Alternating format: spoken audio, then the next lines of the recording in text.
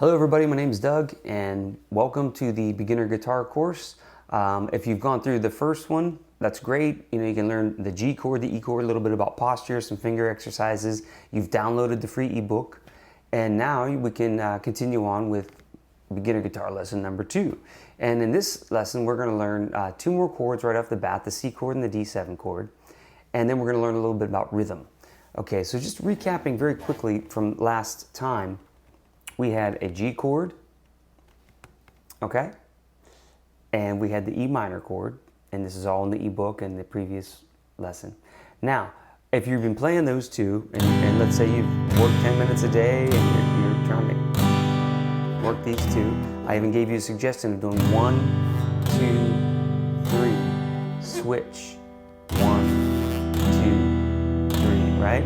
Okay, so now, one other thing I mentioned was if there's a finger on a fret already, chances are it'll connect you to another chord. So if I go from this chord to this chord, this second finger now, which we put here on the 2nd fret of the 4th string, can stay, and I can twist my hand this way and I can create what's called a C chord. And the chord box is there and the tablature and everything in the ebook. So this is a C chord, okay? So 3rd finger on the 5th fret, 2nd finger on the 2nd fret, and that's the 5th string, 4th string, open 3rd string, 1st fret on the 2nd string, and then open 1st string, like that. So that's a C. Okay, now we're going to keep the 1st finger, and I'm going to twist around like this, and I'm going to make a little triangle shape. I'm not going to play the 2 low strings, I'm only going to play the 4th, 3rd, 2nd, and 1st. And now we have a triangle. So this is the 3rd string, 2nd fret, 2nd string, 1st fret, 1st string, 2nd fret. And again, the chord box is there. That's D7. So I'll twist my, see how my elbow led the way right there? See, now my elbow comes this way, D7, elbow comes back in. The reason you want to do that is you want this arch. If I put my thumb up here, no C chord, okay? It's got to be around like this, D7.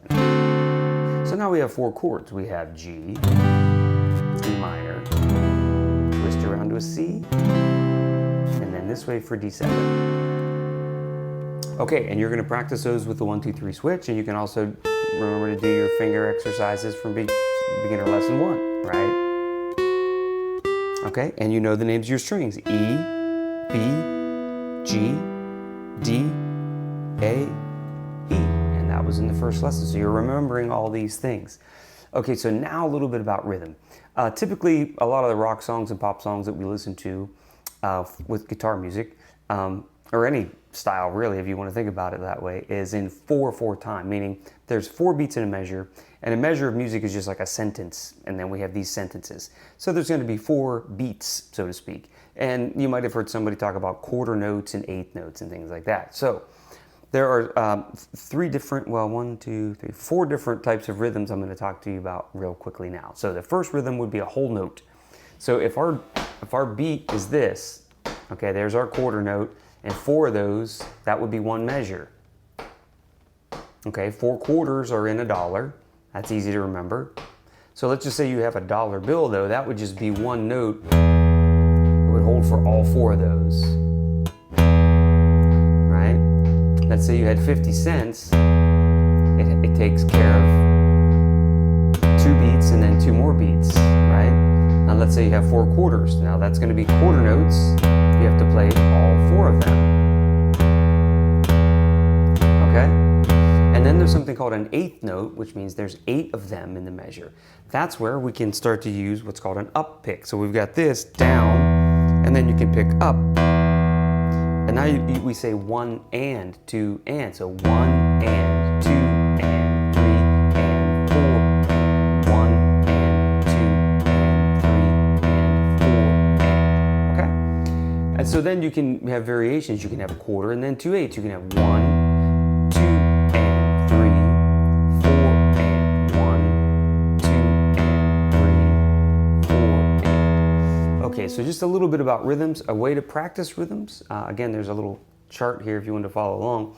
You can just tap your foot or get a metronome if you have one of those, an app, and that would be a quarter note on every one of them. And then if you hit it on the way up, that's an eighth note, right?